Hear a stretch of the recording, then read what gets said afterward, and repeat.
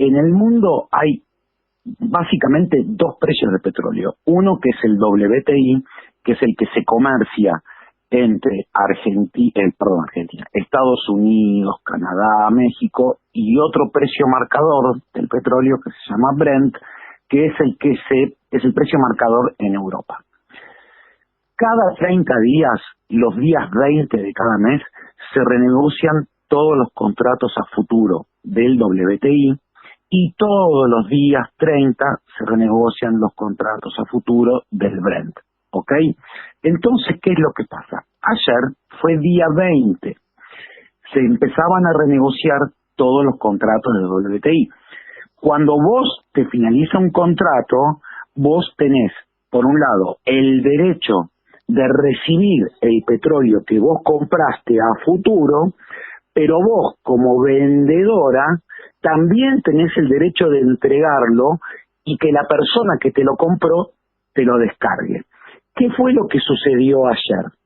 No había lugar de almacenamiento, o el alquiler del lugar de almacenamiento del petróleo era mucho más caro que la multa por no recibir el petróleo. Entonces vos, ¿cuál es tu mejor negocio?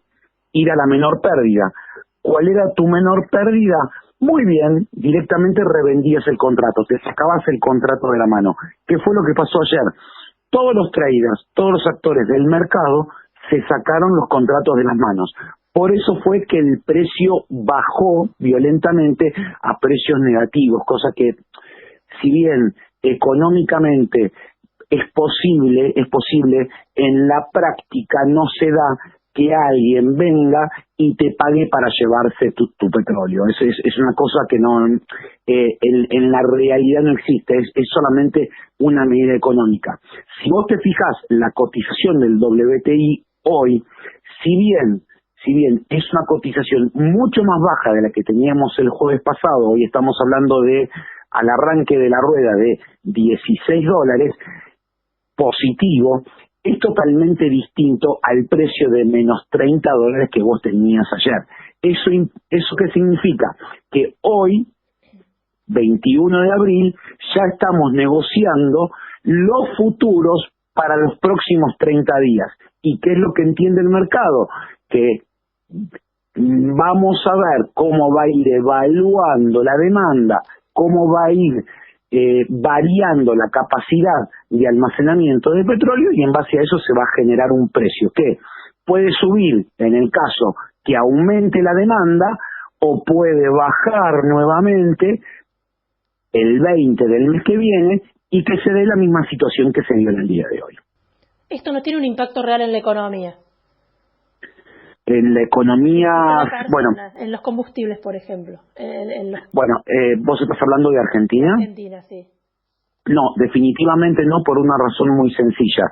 El precio indicativo del precio de los combustibles en la República Argentina está indicado por la cotización del petróleo Brent, ¿ok? Que ayer estaba en $26 aproximadamente. Y acá hay un tema que es muy importante. Primero, si bien nosotros estamos en cuarentena, el Estado argentino no está en cuarentena. Los impuestos el Estado argentino te los está cobrando exactamente igual.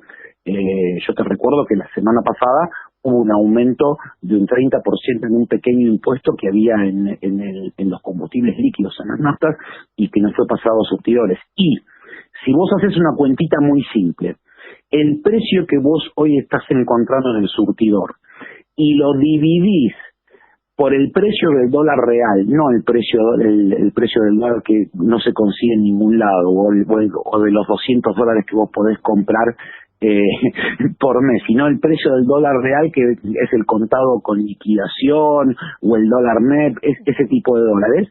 Si vos haces la cuenta, ese precio está congelado desde diciembre del año pasado, y en dólares cada vez es más barato ese precio de la nafta, ¿ok?